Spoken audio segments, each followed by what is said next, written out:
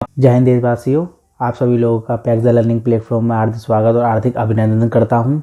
आज हम बात करते हैं इलिप्स। ज्योग्राफी का भी टॉपिक समझ लीजिए आप इसको, और इसको आप फिजिक्स का भी चैप्टर समझ लीजिए, क्योंकि इसमें कैपलर्स का लॉ फॉलो करता है। तो हम समझते हैं इलिप्स क्या है। देखिए, इलिप्स में मैंने आपको क्या बताया था कि जब मैं एसेंट्रिसिटी पढ़ा रहा था आपको कि वृत्त में तो आपका एक केंद्र रहता है, लेकिन इलिप्स में आपके दो पॉइंट्स रहते हैं। उसको केंद्र नहीं बोलते, उसको बोलते हैं फोकाई, राइट। तो हम समझते हैं केपलर ने क्या बोला था। केपलर ने बोला था कि जो प्रत्येक ग्रह होते हैं वो सूर्य के परितः दीर्घ प्रत्येक कक्षा में परिक्रमा करते हैं और सूर्य उसके नाभिक पर रहता है। ये आपका अर्थ है। ये दीर्घ प्रत्याकार चक्कर लगा रहा है। तो एक समय पर ऐसा आता है कि जो अर्थ है वो सूर्य से दूर स्थित होती है, राइट। फिर जब अर्थ पुनः अपने ऑर्बिट पर चक्कर लगाते लगाते यहाँ पर आता है, तो कुछ समय ऐसा आता है कि जो अर्थ है वो सन के नज़दीक होती है। देखिए, जब अर्थ सन के नज़दीक होता है उसे बोलते हैं पेरिहेलियन। की जो डिस्टेंस होती है वो 91.5 मिलियन माइल्स होती है। जब अर्थ सूर्य से दूर होता है उसको बोलते हैं एपीहेलियन। उसकी डिस्टेंस कितनी होती है? 94.5 मिलियन माइल। अब देखिए, जब अर्थ सूर्य के नज़दीक होता है कब होता है? 3 जनवरी को होता है। अर्थ सूर्य से दूर कब स्थित होता है? वो होता है आपके 4 जुलाई को।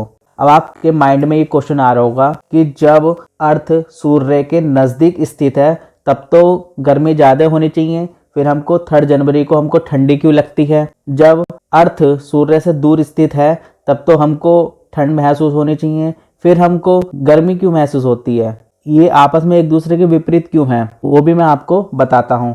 देखिए, अब हम समझते हैं इसका पूरा स्ट्रक्चर क्या है। देखिए, सूर्य के चारों तरफ क्या है? पृथ्वी एंटी क्लॉकवाइज चक्कर लगा रही है। पृथ्वी कैसे चक्कर लगाती है? एंटी क्लॉकवाइज, मतलब घड़ी के दिशा के विपरीत। इसकी जो पाथ होती है वो सर्कुलर नहीं होती। सर्कुलर मतलब वृत्त नहीं होती है, आपकी इलिप्टिकल होती है। इसलिए कभी पृथ्वी क्या होती है? सूर्य के पास होती है, तो कभी पृथ्वी सूर्य से दूर होती है। जब पास के समय होती है तब दूरी कितनी होती है? 91.5 मिलियन माइल। मैंने आपको पहले बता दिया था। जब दूर होती है तब स्पीड कितनी होती है? 94.5 मिलियन माइल्स, राइट। अब हम समझते हैं जब पास के समय क्या होता है। इसका ऑर्बिटल जो होता है, पास के समय जो पृथ्वी का जो ऑर्बिटल होता है इसमें स्पीड ज्यादा होती है। क्यों?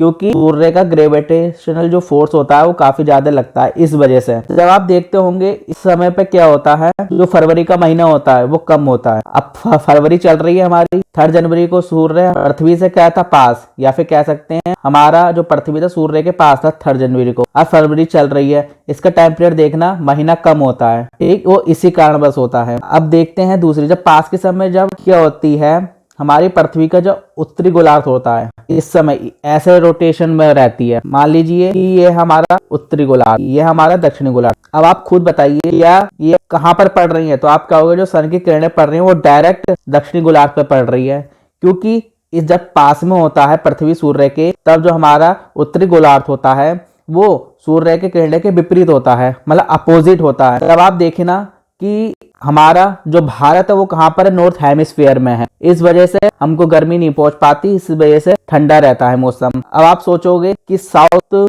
हेमिस्फीयर में सूर्य की किरणें पड़ी। आप समझते हैं, आप सभी लोग जानते हैं साउथ हेमिस्फीयर में क्या है? ओशियन है। मतलब साउथ हेमिस्फीयर में क्या है? आपके पानी ही पानी है, ये ठंडा है, ठीक। इस वजह से क्या होता है, इसमें सूर्य की जो किरणें पड़ती हैं वो मकर रेखा पर सीधी पड़ती हैं, इस डायरेक्शन में, राइट। अब हम समझते हैं जब दूर होता है, दूर है तब देखिए इसका ऑर्बिटल ऐसा आ गया। अब देखना, आप मेरी बात को समझिए। अब क्या है, इसका नॉर्थ हेमिस्फीयर तो हमारे सूर्य के पास आ गया, ठीक। इसका जो साउथ हेमिस्फीयर है वो सूर्य की किरणें के विपरीत चला गया। अब मेरी बात समझो, जो आपका नॉर्थ हेमिस्फीयर पे होता है, नॉर्थ हेमिस्फीयर में काफी ज्यादा डेजर्ट पाए जाते हैं, ठीक। इसलिए जो डेजर्ट है काफी गर्म रहता है, तो नॉर्थ हेमिस्फीयर में गर्मी रहती है, और भारत भी हमारा नॉर्थ हेमिस्फीयर में है, और कर्क रेखा पर सूर्य की किरणें बिल्कुल सीधी पड़ती है। ये आपको समझ में आ गया? क्या इसका सिनेरियो है वो मैंने आपको अच्छे तरीके से बता दिया। आशा करता हूँ आपको समझ में आया होगा। क्यों? जब पृथ्वी पास के समय होती है तो पृथ्वी का जो उत्तरी गोलार्ध होता है वो सूर्य के पास ना होकर इसके सूर्य की किरणें के अपोजिट होता है, ठीक। और दक्षिणी गोलार्ध क्या है, सूर्य की तरफ झुका रहता है पास की कंडीशन में। जो आपका दक्षिणी गोलार्ध है वो वाटर ओशियन है, वहाँ बर्फ ही बर्फ है, ठीक, वहाँ काफी ज्यादा पानी है, तो सूर्य की किरण इस पर पड़ती है। और मैंने आपको ये भी सिनेरियो बता दिया। अब बात करते हैं केपलर्स लॉ। देखिए जो इलिप्स का जो एरिया होता है वो पाई ए बी होता है। देखिए प्रथम नियम में क्या बताया था कि प्रत्येक ग्रह सूर्य के परितः दीर्घवृत्तीय कक्षा में परिक्रमा करते हैं और सूर्य एक नाभि पर होता है। देखिए आपका इलिप्स है, दो फोकाएं, मान लीजिए सूरज यहाँ पर है, इसका थीटा ये बना, मान लो पृथ्वी यहाँ पर आई, पृथ्वी यहाँ आई, पृथ्वी, ये पृथ्वी का मैं आपको बता रहा हूँ, आपका ये सभी ग्रहों पर फॉलो करता है, ठीक है। पृथ्वी यहाँ पर भी आई, इधर भी आई, इधर भी आई, इधर भी आई, ठीक है। अब समझते हैं कि जो यहाँ पर V है और R है, R क्या है, इसकी रेडियस मतलब दूरी, V क्या है, पृथ्वी की वेलोसिटी, थीटा क्या है, एंगल। देखिए यहाँ पे भी थीटा, यहाँ फिर 2 थीटा हुआ, फिर 3 थीटा हुआ, फिर यहाँ 4 थीटा हुआ, फिर 5 थीटा हुआ, सब आपस में बदलते जा रहे हैं, राइट। तो इसलिए क्या है, चर है। जो इसमें V नोट होता है वो क्या होता है, square root G M upon R, G से ग्रेविटी, एम से मास, अपॉन आर से दूरी, ठीक है। अब जब दूर स्थित होगा तो इसमें क्या होता है, वेलोसिटी मिनिमम होती है। जब पृथ्वी दूर होता है तो इस समय क्या होता है, इसकी वेलोसिटी निम्नतम होती है, मिनिमम होती है। जब वेलोसिटी इसकी मिनिमम है तो इसकी काइनेटिक एनर्जी भी मिनिमम होगी। जब पृथ्वी पास होती है तब क्या होता है, इसकी वेलोसिटी मैक्सिमम होती है। जब वेलोसिटी मैक्सिमम तो काइनेटिक एनर्जी भी मैक्सिमम होती है, राइट। तो इसमें क्या होता है, V naught is equal to root G M Y R. अब समझते हैं गति के द्वितीय नियम को। गति का द्वितीय नियम क्या है, किसी भी ग्रह को सूर्य से मिलाने वाली काल्पनिक रेखा समान समय अंतरालों में समान क्षेत्रफल तय करती है। अर्थात किसी ग्रह की क्षेत्रीय चाल नियत रहती है और यही आपका क्षेत्रफल का नियम भी कहलाता है। ये आपका क्या है, इलिप्स, ये आपका सन है, पृथ्वी यहाँ पर आई, पृथ्वी यहाँ पर आई, पृथ्वी यहाँ पे आई।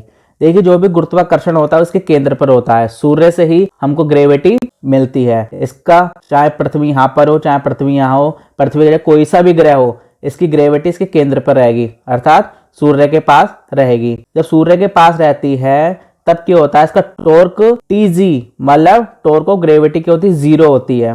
इसका घूर्णन बल 0 होता है। जब घूर्णन बल 0 होता है तो कोणीय वेग आपका संरक्षित रहता है, राइट। इसको हम अच्छे से मैं आपको समझाता हूँ। देखिए जो मैंने आपको ये इलिप्स बनाया है, इसका हम ये वाला कोण, मैं इसको अलग करके आपको बताने जा रहा हूँ। देखिए हमने वो एंगल ले लिया, राइट, हमारा ये कोण बना। मान लीजिए आपका अर्थ यहाँ पर था, यहाँ से यहाँ पर चलने में कितना वेलोसिटी मिली, उसको dt टाइम लगा। अब ट्रायंगल ABC, हमने इसको O मान लिया, इसको A मान लिया, इसको B मान लिया, ठीक। आपको पता है त्रिभुज का क्षेत्रफल क्या होता है, त्रिभुज का क्षेत्रफल होता है half base into height, R into H। अब हमको क्या करना है, हमको ABC लेना है, ABC लेने का मतलब हमको यहाँ पर काल्पनिक समकोण त्रिभुज खींचना होगा, मतलब एक लंब खींच देंगे तो आपका ये समकोण त्रिभुज बन जाएगा, ये 90 डिग्री आपका हो जाएगा। तब त्रिभुज ABC में आपने सुना होगा ये थीटा कोण है, आपने सुना होगा साइन थीटा, मतलब लंब बटे कर्ण। ये आपका H क्या है, ये लंब है, कर्ण क्या आपका VDT, लंब बटे कर्ण। तब इससे H की वैल्यू लोगे तो यहाँ से H की वैल्यू क्या निकलेगी, VDT की गुणा साइन थीटा से कर दो, तो H बराबर VDT साइन थीटा हो गया, राइट। का जो एरिया है half into R into H, तो DA क्या आया आपका हाफ इंटू आर, जो आपकी H की वैल्यू निकली है VDT साइन थीटा, वो हमने यहाँ पर पुट कर दिया, VDT साइन थीटा आ गया, राइट। अब देखो हम क्या करते हैं, DT को हम DA के अपोन में ला देते हैं, DA अपॉन DT, तब आपका क्या हुआ, half into R V sine theta आपका बचा। तो आप इसको क्या लिख सकते हो, DA बटे DT half into VR sign theta, right. अब देखते हैं क्या है, देखो अब सिनेरियो ध्यान से समझना। हम इसकी कोणीय संवेग की बात करते हैं, L is equal to R into P, P क्या आपका momentum, R into P, P क्या है आपका, यदि हम इसको सीधी लाइन खींच दें, राइट, क्योंकि इसका R कहाँ है, इसका सामने है, तभी आपका यदि थीटा है तो ये क्या होगा, पूरा कोण 180 होता है। यदि ये थीटा है तो ये क्या कितना होगा, पाई माइनस थीटा, तब R P sine pi minus theta, right. आपको 180 माइनस थीटा पता है, राइट। तो R P sign theta, right. अब देखो आपको पता है मोमेंटम क्या होता है, मोमेंटम होता है मास इनटू वेलोसिटी। तो यहाँ पर हम क्या रखेंगे, मोमेंटम की वैल्यू रख देंगे L is equal to M V R sine theta, right. अब देखिए हम m को इसके नीचे पहुंचा देंगे, L into M is equal to V R sine theta, right. आपको वी आर साइन थीटा की वैल्यू पता लग गई। अब हम यहाँ पर वी आर साइन थीटा की वैल्यू को यहाँ पर पुट कर देंगे, तब D upon D T, V R sine theta की वैल्यू क्या है, L upon M, half upon M. हम इसको क्या करेंगे, हाफ करोगे गुणा एल बटे एम करोगे तो कितना आएगा, एल बटे 2m। केपलर के दूसरे नियम से हमें ये पता लगता है कि क्षेत्रफल में परिवर्तन की दर हमेशा नियत रहती है। क्या, केपलर के द्वितीय नियम से ये पता लगता है क्षेत्रफल में परिवर्तन की दर हमेशा नियत रहती है। अब हम समझते हैं केपलर का तृतीय नियम। क्षमा करना, यहाँ पर केपलर आएगा, केपलर, इसके लिए मैं बहुत बहुत क्षमा चाहता हूँ। केपलर का तृतीय नियम क्या है, हमने केपलर के 2 नियम पढ़ लिए, पहला, दूसरा, तृतीय है। अब देखिए इसमें क्या कहता है, किसी ग्रह के परिक्रमण काल का वर्ग उस ग्रह के सूर्य से मध्य दूरी के घन के अनुक्रमानुपाती होता है।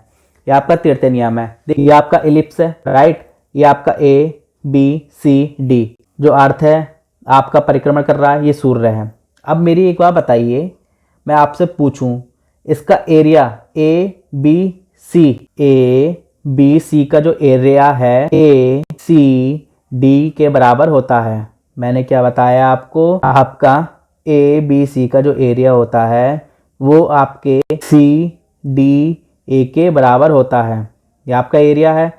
तब आप एक बार बताइए, जो इसका टाइम होगा, आपको पता है टाइम ज़्यादा ले रहा है, तो इसका टाइम A B C का जो टाइम है वो ज़्यादा है, किससे ज़्यादा है, टाइम C D A से। आप मेरी बात को समझ गए, ये आपको समझ में नहीं आ रहा होगा तो ये आपका क्या है, C D A, ये इसको A करना, राइट। ये आपका क्या है, D से लेकर B तक 2A, राइट, या इसको बोल सकते हैं 2R। तो इसका यहाँ से यहाँ तक कितना होगा, A, मतलब ये क्या हो गया, अर्ध दीर्घ अक्ष। अब टाइम क्या होता है, वो A की पावर 3/2 होता है। A की जगह आप R भी लिख सकते हो, या फिर T बराबर R की पावर 3/2। जब हम दोनों तरफ स्क्वायर करेंगे तो 2 से 2 कट जाता है, तो टी स्क्वायर प्रोपोर्शनल A की क्यू या R की क्यू, तब क्या आता, टी स्क्वायर प्रोपोर्शनल AQ। अब आप देखिए, ये तो तब जब आपका मास समान हो, जब सूर्य का मास अलग अलग हो जाए। आपको पता है हर आकाश गंगा में आपका एक सूरज होता है, हमारा ग्रह सूर्य के चक्कर लगा रहे हैं, सूर्य जो है हमारे किसके चक्कर लगा रहा है, मंदाकिनी के चक्कर लगा रहा है, राइट, हमारी आकाश गंगा के चक्कर लगा रहा है। ऐसे कितने सूर्य होंगे जिसकी हम कल्पना भी नहीं कर सकते। तो उस आधार पर यदि क्वेश्चन आ जाए, यदि सूर्य का मान बदल जाए, तब टी प्रोपोर्शनल A की पावर 3/2 अपॉन रूट m, आपका ये फॉर्मूला रखना याद में, राइट। तो मैंने केपलर के तृतीय नियम आपको बता दिया। एरिया क्या होगा, एरिया A B C का जो एरिया होगा वो बराबर किसके होगा, C D A के। और टाइम किसका, टाइम A B C का टाइम ज़्यादा होगा, किससे, C D A के। ये मैंने आपको बताया। यदि आपको वीडियो अच्छी लगी हो तो लाइक करना, सब्सक्राइब करना, शेयर करना। जय हिंद, जय भारत।